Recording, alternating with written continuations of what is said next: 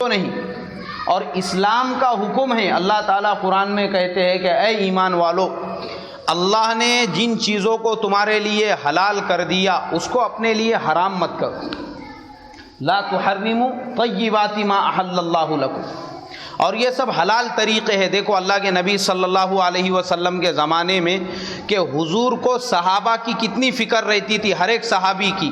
ان کے کاروبار کی بھی فکر ہوتی تھی، ان کے بزنس کو ڈیولپمنٹ کرنے کی بھی فکر ہوتی تھی، ان کے کھیتی باڑی کو بھی ڈیولپ کرنے کی فکر ہوتی تھی کہ ان کے کھیت، ان کے ملے، ان کے باغ کیسے ڈیولپ ہو، یہ خود کیسے ترقی کرے. اللہ کے نبی نے اپنے صحابہ کو یہ ساری چیزیں سکھائی. اسی لیے حدیث کی کتابوں میں ملتا ہے کہ ایک مرتبہ اللہ کے نبی صلی اللہ علیہ وسلم کے پاس کہیں سے غنیمت کا مال آیا اور آپ صلی اللہ علیہ وسلم اس غنیمت کے مال کو فقیروں میں، غریبوں میں تقسیم کرنے لگے. تو ایک صحابی آئے، انہوں نے بھی ہاتھ پھیلایا اور کہا کہ حضور، آپ جب سب کو بانٹ رہے ہیں، سب کو تقسیم کر رہے ہیں تو مجھے بھی کچھ دیجیے.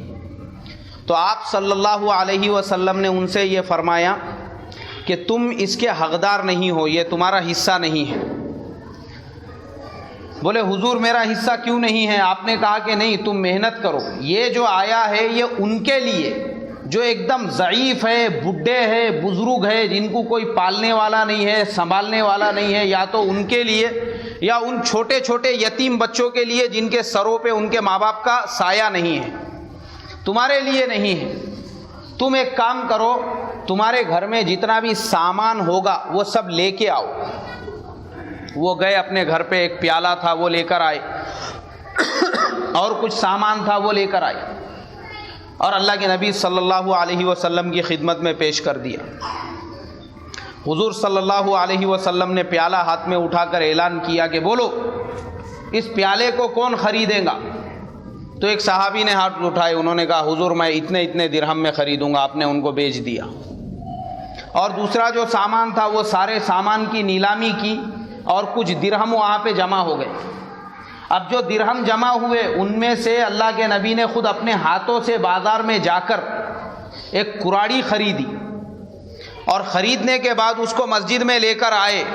ایک ڈنڈا منگایا اور وہ ڈنڈے کے اندر وہ کراڑی لگائی آپ صلی اللہ علیہ وسلم نے، اور لگانے کے بعد ان صحابی کے حوالے کی اور ان سے یہ کہا کہ جاؤ جنگل میں، جاؤ جا کر لکڑیاں توڑو اور لکڑیاں توڑ کر وہ لکڑیاں بازار میں لا کر بیچو، اور بیچنے کے بعد 15 دن تک تم مجھے نظر نہیں آنا. 15 دن تک یہی کام کرو اور جب 15 دن ہو جائیں گے اس کے بعد وہ پورے پیسے لے کر میرے پاس آنا. اور وہ کراڑی میں سے جو بچے ہوئے پیسے تھے ان کے حوالے کیے اور کہا جب تک 15 دن تک اس کا اناج خرید کے اپنے گھر والوں کے لیے چھوڑ کے چلے جاؤ تاکہ ان کو بھی تمہارے پیٹھ پیچھے تکلیف اور پریشانی نہ ہو. اب وہ جو صحابی تھے وہ کراڑی لے کے چلے گئے جنگل کے اندر اور روزانہ صبح میں جاتے، شام تک لکڑیاں توڑتے، شام میں لا کے اس کو بیچ دیتے اور اس سے جو درہم آتے اس کو جمع کرتے. 15 دن تک وہ ایسے ہی کرتے رہے. 15 دن کے بعد جب اللہ کے نبی صلی اللہ علیہ وسلم کے پاس حاضر ہوئے تو بہت سارے درہم ان کے پاس میں جمع ہو چکے تھے. آپ صلی اللہ علیہ وسلم نے وہ جو درہم تھے ان درہموں سے ان کا پیالہ دوبارہ خرید لیا، ان کا جو سامان گیا تھا وہ واپس سے لے کے ان کے حوالے کیا، اور پھر بہت سے درہم جو جمع ہوئے تھے وہ بھی ان کے حوالے کیے اور ان سے کہا کہ ید العلیٰ خیر من ید السفلیٰ، اوپر کا ہاتھ ہمیشہ نیچے کے ہاتھ سے بہتر ہے. اوپر کا ہاتھ وہ نیچے کے ہاتھ سے بہتر ہے، اس لیے کہ اوپر کا ہاتھ دینے والے کا ہوتا ہے اور نیچے کا ہاتھ کس کا ہوتا ہے؟ بھکاری کا ہوتا ہے. حضور نے کہا کہ محنت کرو اور مزدوری کرو، لکڑیاں توڑو، بازار میں لا کے بیچو، مگر کبھی کسی کے سامنے ہاتھ پھیلا کے بھیک مت مانگو. یہ ہمارے نبی کا طریقہ ہے. ہمارے نبی نے امت کی رہبری کی، ایسے لوگوں کو دھندے کاروبار سے لگا کے دیا تاکہ مسلمان سیلف کانفیڈنس ان میں آ سکے اور ان کی پرسنالٹی ڈیولپ ہو سکے، تاکہ مسلمان ترقی کر سکے. اور صحابہ نے کیا ایسا. اللہ کے نبی صلی اللہ علیہ وسلم جاتے مدینے کے باغات میں اور دیکھتے کہ انصار مدینہ جو کھجوروں کے باغ لگا رہے ہیں ان کی ترتیب کیا ہے. آپ صلی اللہ علیہ وسلم نے انصار مدینہ کو تعبیر کرنے کا طریقہ بتایا. اور تعبیر کسے کہتے ہیں؟ ہم لوگ اسے شاخ کرنا کہتے ہیں کہ دو درختوں کی پھانٹیوں کو آپس میں ملا کے اس کو پیرتے ہیں, اس سے ایک تیسرا درخت پیدا ہوتا ہے, اور وہ جو درخت پیدا ہوتا ہے اس میں پھل زیادہ آتے ہیں. اس کو تعبیر کرنا کہتے ہیں عربی کے اندر. اللہ کے نبی صلی اللہ علیہ وسلم نے انصار مدینہ کو زراعت کا یہ سبق سکھایا اور کہا کہ دیکھو یہ طریقے سے کھیتی کرو, یہ طریقے سے درخت لگاؤ, تو تمہارے جو درخت آئیں گے ان درختوں میں جو پیداوار ہوں گی ان سے پھر تم کو زیادہ نفع ملے گا. حضور صلی اللہ علیہ وسلم انصار کے باغات میں جاتے اور ان کو کھیتی کے طریقے بتلاتے. اور صحابہ اکرام کی زندگیاں دیکھیں گے تو آپ کو خود پتہ چلے گا کہ صحابہ نے کیسی محنتیں کی, اور محنتیں کرنے کے بعد صحابہ اکرام رضوان اللہ تعالی علیہم اجمعین نے انہی پیسے سے, جب وہ پیسہ آیا اور جو کمائی ہونے لگی اس کے ذریعے سے انہوں نے امت کی خدمت کی اور دین کے کاموں میں اس کو خرچ کیا. اس لیے کہ دین کے کام میں آدمی اسی وقت خرچہ کرے گا جب اس کے پاس میں کیا ہوگا, پیسے ہوں گے, اس کے پاس موڑی ہوں گی. اگر اس کے پاس موڑی نہیں ہے تو پھر وہ زکوٰۃ کہاں سے دے گا؟ جو شریعت کے اندر قرآن میں ہر جگہ جہاں پہ نماز کے ساتھ زکوٰۃ دینے کا حکم ہے, ارے زکوٰۃ دیں گا اسی وقت جب اس کے پاس پیسے ہوں گے. اگر پیسے نہیں ہے تو آدمی زکوٰۃ کہاں سے دے گا؟ زکوٰۃ ہی نہیں دیں گا. اس لیے شریعت نے کہا کہ محنت کرو, ترقی کرو اور اپنے پیروں پہ کھڑے ہو اور اپنی پرسنالٹی کو ڈیولپ کرو تاکہ تم صدقہ دینے والے بنو, تاکہ تم زکوٰۃ دینے والے بنو, تاکہ تم کو کسی کے سامنے بھیک مانگنے کی نوبت نہ آئے. اسی لیے حضرت عثمان غنی رضی اللہ تعالیٰ عنہ سب سے بڑے تاجر تھے. مکے سے جب مسلمانوں نے مدینے کی ہجرت کی تو مسلمانوں کے پاس پانی پینے کے لیے کوئی جگہ نہیں تھی اور کئی میل دور کا سفر کر کے پانی لانا پڑتا تھا. اور صرف مدینہ منورہ میں ایک کنواں تھا اور وہ یہودی کا تھا جس کا نام روما تھا. اس کو بیر روما کہتے ہیں, یعنی روما کا کنواں. اور وہ جو کنواں تھا اس کنویں کے اندر جو پانی تھا وہ صرف میٹھا تھا, لیکن وہ یہودی بغیر پیسے لیے کہ کسی کو پانی بھرنے نہیں دیتا تھا. اور آج بھی ہے بہت ساری جگہوں پر, کھیڑے پاڑوں میں, دیہاتوں میں, اور جن جگہ پہ پانی کی قلت ہے, میں نے مسلمانوں کو دیکھا ہوں جن کے گھر میں بور ہے اور اس کو پانی ہے تو وہ بھی پانی پیسوں سے بیچتے. ایک ہنڈا 2 روپیے کا اور بڑا رہیں گا تو 5 روپیے میں, اور اگر ڈرام چاہیے تمہارے کو تو 20 روپیے میں, اور زیادہ بڑا چاہیے تو 100 روپیے میں. وہ سب تم نے لے کے آنا, یہ خالی تم کو پانی دیں گے. مطلب دیکھو یہ یہودیت والا طریقہ آج مسلمانوں میں بھی آ چکا ہے کہ کم سے کم اگر وہ یہ شکر کرتا کہ دوسروں کے بور کو پانی نہیں ہے, میرے بور کو اللہ نے پانی دیا ہے تو میں فری میں امت کو پلاؤں, کیونکہ پانی پلانے کا جو ثواب ہے ہم اس کا اندازہ نہیں لگا سکتے. اور واقعہ لکھے ہوا ہے کہ ایک عورت نے جو گنہگار تھی, بدکار تھی, کتے کو پانی پلائی, اللہ نے اس کے سارے گناہوں کو کیا کر دیا, معاف کر دیا. تو یہ انسانوں کو اگر کوئی پانی پلائے گا اور ان کی پیاس بجھائے گا, اللہ اس کے گناہوں کو معاف نہیں کریں گے. مگر سوچ ایسی بن چکی ہے, میں سوچتا تھا کہ 2 روپیے میں کیا آتا ہوں گا, یہ جو 2 روپیے میں ایک ہنڈا دے رہے ہیں, اور غریب لوگ بیچارے, لینے والے کون؟ جس کے گھر پہ بور نہیں ہے, جو غریب ہے وہی تو لینے کے لیے جائیں گا, پیسے والا تو خود اپنے گھر میں دوسری بور مار کے پانی نکالیں گا.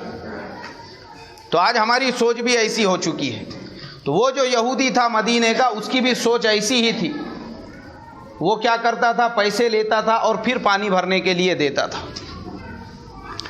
اللہ کے نبی صلی اللہ علیہ وسلم نے فرمایا کہ یہ جو کنواں ہے اسے خرید کر جو کوئی بھی مسلمانوں کے لیے وقف کرے گا, میں اس کو جنت کی خوشخبری سناتا ہوں.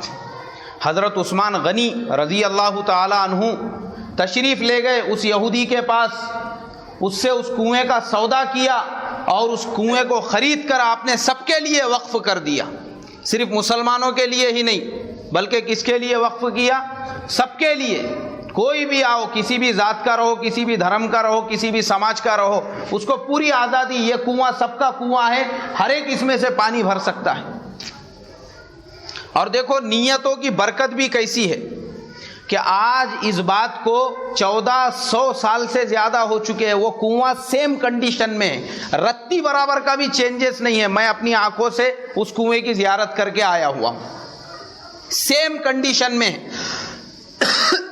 صرف وہاں کی گورنمنٹ نے لوہے کی جالی لگائی ہوئی ہے اس کے چاروں طرف سے، تاکہ لوگوں نے اس کے قریب نہیں جانا، یا کسی کا، یا کیونکہ لوگ ہمارے یہاں کے جو جانے والے ہیں وہ اس میں سے برکت کے لیے پانی لے رہے، کچھ بھی کر رہے، کوئی اندر جانے کی کوشش کر رہا، تو اس سے بہت سارے واقعات رونما ہوتے تھے، اس لیے انہوں نے اس کو پیک کر دیا چاروں طرف سے، مگر کنواں آج بھی اسی کنڈیشن کے اندر محفوظ ہے۔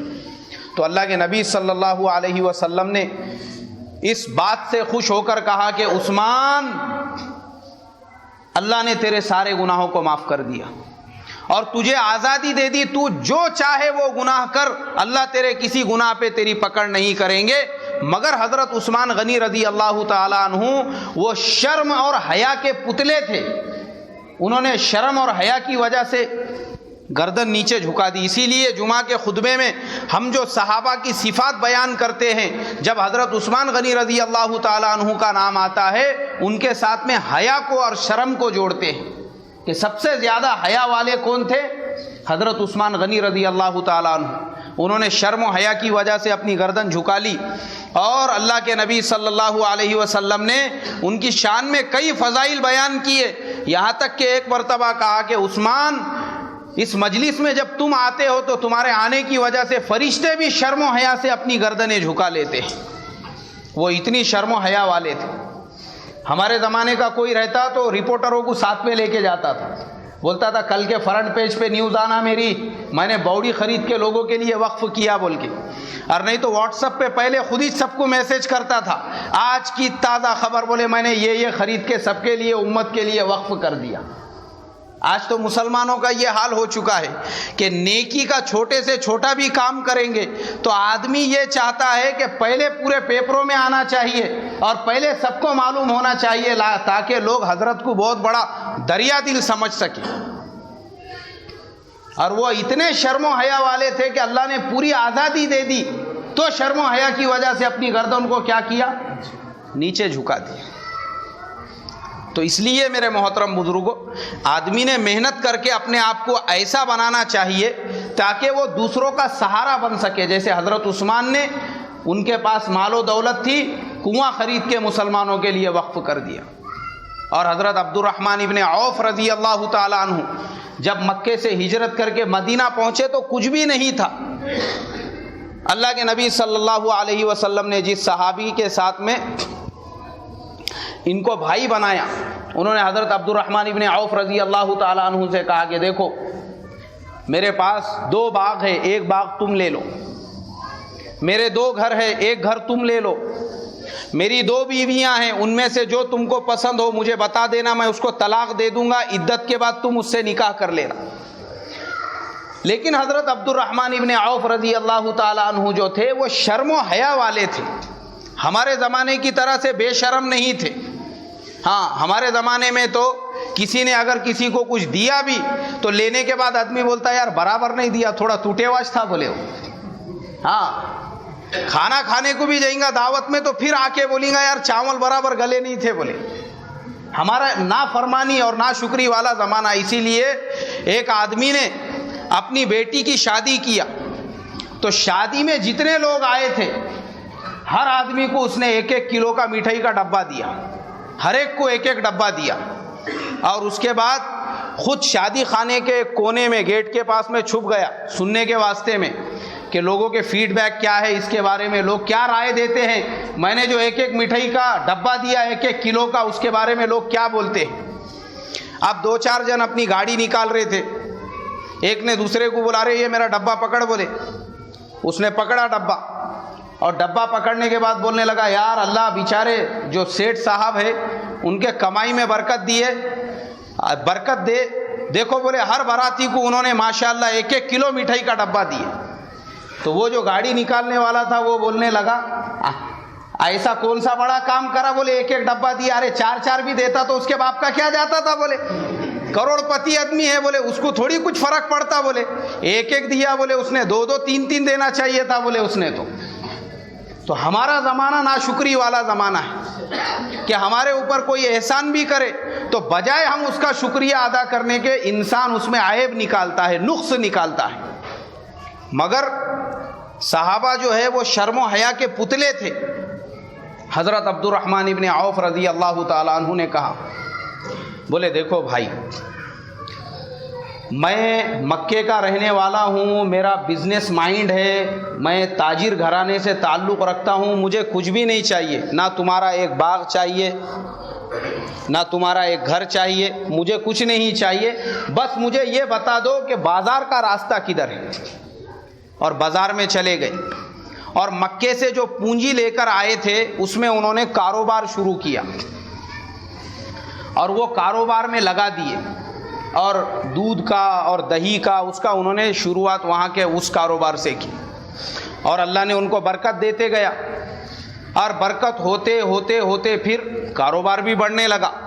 लेकिन ये जो कारोबार उन्होंने किया ये अल्लाह और उसके रसूल के हुकूक अदा करते हुए, शरीयत में नाजायज़ नहीं है, याद रखो।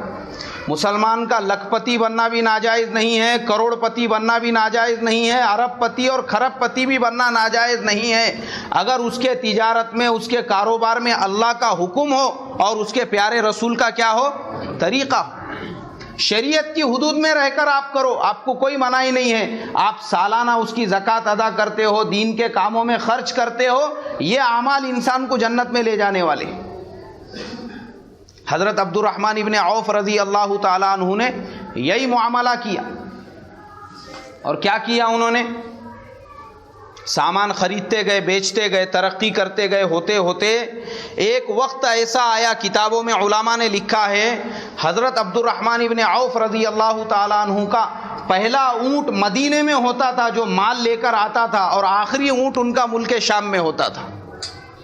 इतनी लंबी कतार होती थी उनके सामान की और उनके माल की कि इतना माल आता था और टर्नओवर उनका इतना होता था, हज़रत अब्दुर्रहमान इब्न औफ रज़ी अल्लाह ताला अन्हु का।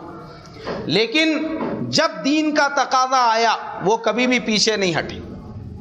तो सहाबा ने प्रैक्टिकल हमको करके दिखाया और बतलाया कि देखो अपने वक्त का इस्तेमाल करो, यूज़ करो। आज जो मुसलमान अपना वक्त बर्बाद कर रहे हैं, मैं जो देखता हूँ हमारे नौजवान इधर उधर बैठे हुए रहते, रात में 2-2 3-3 बजे तक पता नहीं इनको कौन से मुल्क का सिस्टम चलाना पड़ता, बेचारे बैठे हुए रहते। तो होटलों के अंदर हमारा वक्त बर्बाद हो रहा है, हम अपने वक्त की अहमियत को नहीं जान रहे हैं, इसके जिम्मेदार हम ही हैं। और इस्लाम हमको हुक्म दे रहा है कि वक्त का ज़ाय और बर्बाद करना ऐसा ही है।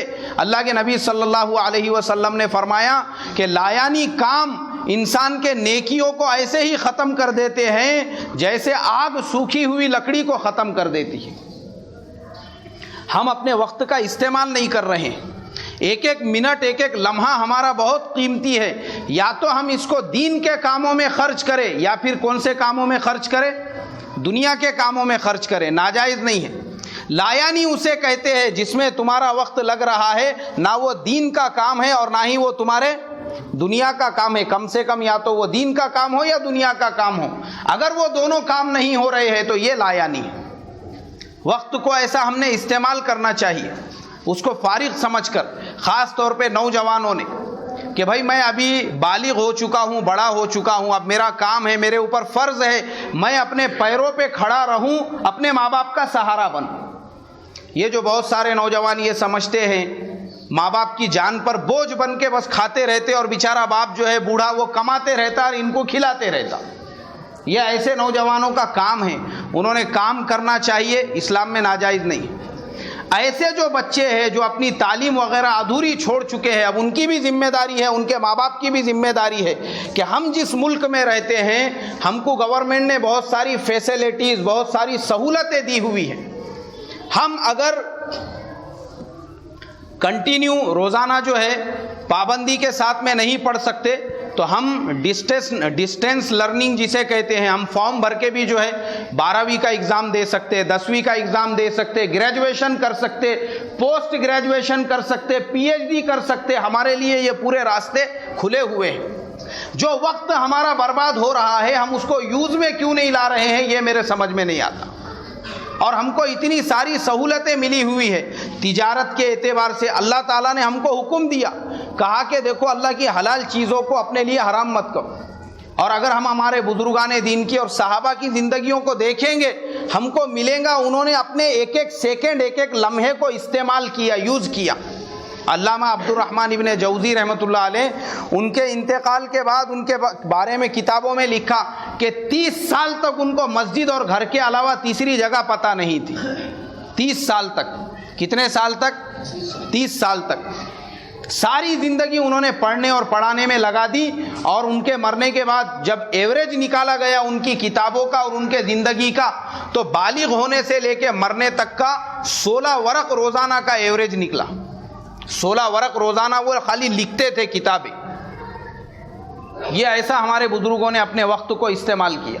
تو مسلمان نے سمجھنا چاہیے ہمارا جو وقت، اور چھوٹے سے چھوٹی تجارت کرنے میں بھی کوئی حرج نہیں ہے، کوئی نقصان نہیں ہے۔ کوئی اگر گاڑے پہ فروٹ بیچ رہا ہے، کوئی بھاجی ترکاری بیچ رہا ہے، یہ سب برکت والے کاروبار ہے اور نبیوں کی سنت ہے یہ۔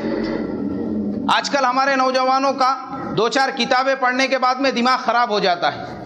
چھوٹا موٹا کاروبار کرو بولے تو کاروبار کرنے کے لیے وہ تیار نہیں ہوتے، چھوٹی موٹی نوکری کرو بولے تو نوکری کرنے کے لیے تیار نہیں ہوتے۔ کیوں؟ ان کو لگتا کہ جو میرا اسٹیٹس ہے، جو میرا ایجوکیشن ہے، جو میرا کوالیفیکیشن ہے، اس کے لیول کی مجھے پوسٹ چاہیے تو ہی میں کاروبار کروں گا۔ اور جب تم چھوٹے سے شروعات کرو گے اللہ اس کے اندر کیا دیں گے بھائی؟ برکت دیں گے۔ ہاں، رکامہ بیٹھنے سے، بیکار اپنا وقت برباد کرنے سے یہ سب سے بڑا نقصان ہے۔ اور جب آدمی رکامہ اور بیکار رہتا ہے تو سب سے بڑا جو دشمن اس کے اوپر مسلط ہوتا ہے وہ شیطان ہوتا ہے۔ رکامہ آدمی رہے گا، بیکار آدمی رہے گا نا، شیطان اس کو پھر وسوسوں کے اندر مبتلا کرتا ہے، پھر اس کے ذہن میں گندے گندے خیالات آتے ہیں، پھر اس کے ذہن میں کچھ بھی باتیں آتی ہیں۔ ایک نوجوان آیا میرے پاس میں، بولے میرے کو رات میں 3 بجے تک جو ہے نیند نہیں آتی اور میرے دماغ میں خیالات آتے رہتے۔ میں بولا آپ دن میں کیا کام کرتے؟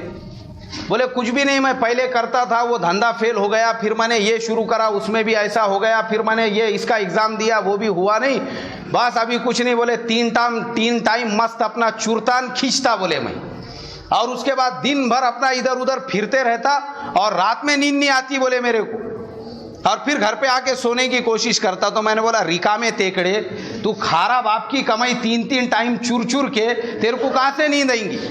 ارے نیند اس ٹائم پہ آئیں گی جب دن میں محنت کریں گا، مزدوری کریں گا، وزن اٹھائیں گا، تو تیرے کو دن بھر کی جو تھکاوٹ رہے گی اس کے بعد کھانا کھا کے جب بستر پہ پڑیں گا تو فوراً نیند آ جائیں گی، تب نیند آئیں گی، اور کام دھندا کچھ نہیں کریں گا۔ اسی لیے اللہ کے نبی صلی اللہ علیہ وسلم نے فرمایا کہ خالی دماغ کی مثال ایسی ہے جیسے ویران گھروں پہ جیسے جنات قبضہ کر لیتے ہیں، ایسے ہی جو آدمی خالی ہوتا ہے، بیکار ہوتا ہے، رکامہ ہوتا ہے، اس کے دماغ پہ شیطان قبضہ کر لیتے ہیں۔ تو آدمی نے اپنے آپ کو بیزی رکھنا چاہیے کسی نہ کسی کام میں، اور اپنے وقت کا استعمال کرنا چاہیے۔ 1 منٹ اور 1 لمحہ بھی ہمارا خالی نہیں جانا چاہیے۔ اور میں وہی بتا رہا ہوں آپ کو کہ صحابہ کی زندگی دیکھو کیسی تھی، بزرگان دین کی زندگی دیکھو کیسی تھی، اللہ والوں کی زندگیاں کیسی تھی۔ حضرت سعید ابن مسیب خالی اللہ والے نہیں تھے، اپنے زمانے کے بہت بڑے بزنس مین بھی تھے، کاروباری بھی تھے، اللہ والے بھی تھے، بزرگ بھی تھے۔ لیکن ایک مرتبہ ایسا ہوا کہ وہ اپنی بیٹی کو اپنے داماد کے گھر پہ چھوڑنے کے لیے گئے، تو داماد کا دروازہ کھٹکھٹایا، تو داماد نے اندر سے پوچھا کہ کون؟ بولے میں سعید بول رہا ہوں۔ کون سعید؟ میں نے نہیں پہچانا۔ بولے ارے بولے میں سعید ابن مسیب بول رہا ہوں۔ تب داماد ہڑبڑا کے دروازے کے پاس آئے، انہوں نے دروازہ کھولے اور کہا کہ حضرت مجھے معاف کر دینا، اس لیے کہ میں جانتا ہوں 40 سال سے آپ اپنے گھر اور مسجد کے علاوہ تیسری جگہ پہ نہیں گئے، اس لیے میرے ذہن میں بھی نہیں آیا کہ آپ میرے دروازے پہ آئے ہوئے ہوں گے۔ یہ زندگیاں تھی اللہ والوں کی، انہوں نے استعمال کیا اپنے وقت کا ایسا۔ ہمارے استاد تھے، اللہ ان کی قبر کو نور سے بھر دے، ان کی 70 سال کی عمر تھی۔ جیسا میں نے اس سے پہلے بتایا تھا شاید 1-2 جمعہ پہلے کہ خود ہی کاروبار کرتے تھے اور خود ہی مدرسہ چلاتے تھے، کسی سے چندہ وندہ نہیں لیتے تھے، تہجد کی نماز میں اٹھتے تھے صبح میں 4 بجے، اور تہجد پڑھنے کے بعد حفظ کے بچوں کا سبق سنتے تھے، تب تک فجر کی اذان ہو جاتی تھی۔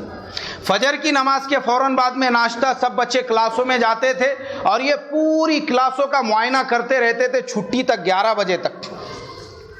اور جیسی چھٹی ہو گئی اس کے بعد میں جتنے استاد مدرسے میں نہیں ہیں ان کی کلاسوں کو نمبر وار سبق دیتے تھے تاکہ وہ بچوں کا نقصان نہ ہو۔ کتنے استاد نہیں ہیں؟ بولے 2 استاد نہیں ہیں، جاؤ ان کے بچوں کو لے کے آ جاؤ۔ اب پہلی کلاس کے بچوں کا سبق ہو گیا، پھر دوسرے والوں کا سبق، وہ ہونے تک 1 بج جاتا تھا۔ اب 1 جیسی بج گیا، کیونکہ میں نے بہت دن ان کی خدمت کیا، وہ مجھے بولتے تھے کہ بھائی اکبر آج ہم کو مدرسے کا سامان لانے کے لیے جانا ہے۔ جی حضرت کوئی بات نہیں، چلو۔ اور ڈرائیونگ بھی خود ہی کرتے تھے وہ۔ ان کے پاس میں ایک پہلے ٹاٹا موبائل بول کے گاڑی آتی تھی، جیسے ابھی آج کل جو ہے وہ پیچھے سے گاڑی رہتی نا سامان رکھنے کی، ویسی ایک گاڑی تھی، سامنے سے تھوڑی سی گاڑی اور پیچھے سے پورا سامان رکھنے کے لیے ٹرالی بنی ہوئی تھی۔ اب صبح 4 بجے سے اٹھے ہوئے ہیں، 1 بج رہا ہے، کھانے کا بھی کوئی ٹھکانہ نہیں، حالانکہ حضرت کو BP شوگر کا بھی مسئلہ تھا۔ اب وہ کھانا کیسا کھاتے تھے وہ بھی آپ کو بتاتا ہوں۔ 3-4 چپاتیاں ساتھ میں لے لیتے تھے، اس کو موز میں لپیٹتے تھے ایسا، اور ڈرائیونگ کرتے تھے اور ایک ہاتھ سے ویسی کھانا کھاتے تھے۔ اب وہ گاڑی چلاتے چلاتے وہاں بازار میں پہنچے تک ہم لوگوں کو 2 بج جاتے تھے۔ اس کے بعد میں وہ سامان وغیرہ پورا لے لیے، مدرسے کا کاندے ہے، مدرسے کے بٹاٹے ہے اور گیہوں ہے اور چاول ہے، جو بھی ضروریات کا سامان ہے وہ بھرنے تک جو ہے وہاں پہ ہمارے کو گھنٹہ پون گھنٹے لگتے تھے، تب تک چلو ظہر کی نماز پڑھیں گے۔ اب مسجد میں چلے گئے تو وہاں جان پہچان والے، ملنے والے اب سب آ کے بیٹھ گئے۔ کسی کا کچھ مسئلہ ہے، کسی کو کچھ بات کرنا ہے، کسی کو مصافحہ کرنا ہے، کسی کو دعا کرانا ہے، وہ سب کرانے تک ادھر دکان والا پورا سامان مدرسے کا ڈال دیتا تھا۔ پھر آ گئے واپسی پہ، چلو اب واپس جانا ہے۔ واپس نکلے، مدرسہ جب شروع ہوتا تھا 3 بجے سے دوپہر کا مدرسہ شروع ہونے تک یا اس کے تھوڑے دیر بعد تک جب وہاں پہنچنے کے بعد میں کچن والے سامان نکالنا شروع کرتے تھے اور حضرت واپس سے جا کے کلاس میں بیٹھ جاتے تھے۔ دوپہر کا کھانا رہ گیا ویسی، وہ جو کھا لیے تھے وہی کھانا ہو گیا ان کا۔ اب اس کے بعد جب پڑھانے کے لیے بیٹھے، 5 بجے چھٹی ہوئی اور ادھر عصر کی اذان ہوئی، فوراً مسجد کے اندر چلے گئے۔ اب عصر کے بعد میں جو ہے بچوں کو جو زبانی یاد دلاتے وہ سننے کا معمول تھا، وہ سنے تک مسجد سے نکلنے تک، کائے کا مسجد سے نکلتے مغرب کی اذان ہو گئی۔ اب مغرب کی اذان ہو گئی، اس کے فوراً بعد سارے بچے پڑھنے کے لیے بیٹھ گئے، عشاء کی اذان ہو گئی۔ اب عشاء کے بعد میں کچھ بچے ایسے ہوتے ہیں جو کن دماغ ہے، جن کو سمجھ میں نہیں آتا ان کو سب کو لے کے بیٹھنے کا اور ان کو سمجھانے کا، جن کو کسی کو کچھ اشکال ہے، کسی کو کچھ پوچھنا ہے، کیونکہ وہ نورانی قاعدہ نہیں پڑھاتے تھے بلکہ جو بچے عالم بنتے ان لوگوں کو پڑھاتے تھے۔ اور وہ پڑھانے میں رات کا کھانا بھی ابھی باقی ہے اور اسی میں 11 بج گئے۔ اب 11 بجے حضرت کا کھانا لگ رہا، BP شوگر کا مریض ہے، 70 سال کی عمر ہے، لیکن کوئی فکر نہیں، اپنے زندگی کے ایک منٹ اور ایک سیکنڈ کو اصول کر رہا ہے۔ اب وہیں پہ ان کا گھر بھی مدرسے کے اندر ہی تھا، اب بزرگ تھے اس لیے ان کے اہلیہ محترمہ دسترخوان مسجد میں لے کے آ جانا۔ اب دسترخوان بچ چکا ہے اور حضرت ایک ہاتھ سے کھانا کھا رہے ہیں، ادھر حفظ کا بچہ بیٹھ کے قرآن سنا رہا ہے اور سامنے عالمیت کا ایک بچہ بیٹھ کے جو ہے اس کو جو نہیں سمجھ میں آ رہا وہ پوچھ رہا ہے، اور حضرت دونوں کام کرتے ہوئے اپنا کھانا بھی کھا رہے ہیں۔ اور اسی کام کرنے میں جو ہے 12 بج گئے اور 12 بجے جا کے حضرت نے آرام کیے، پھر واپس سے صبح 4 بجے اور 4 بجنے کے بعد میں پھر وہی راؤنڈ شروع ہو گیا کام کرنے کا۔ اللہ والے ایسے ہوتے ہیں، ایسی زندگیاں گزارتے ہیں، وہ اپنی زندگی کے ایک لمحے کو، ایک سیکنڈ کو، ایک منٹ کو اصول کرتے ہیں۔ تو اسی لیے آج جو میں نے بات آپ لوگوں کے سامنے کی وہ خاص طور پہ اس لیے تاکہ ہمارے مسلم نوجوانوں میں اور ہمارے تمام لوگوں کے اندر اپنے وقت کی قدر پیدا ہو۔ جو ہمارا بیکار وقت جا رہا ہے، جو ہمارے وقت ضائع ہو رہے ہیں، ہم اپنے وقت کی اہمیت کو پہچانیں۔ کریں گے بھائی سبھی اس کی فکر؟ اللہ مجھے آپ کو کہنے سننے سے زیادہ عمل کی توفیق عطا فرمائیں۔ جن کی سنتیں باقی ہے وہ پڑھ لیں۔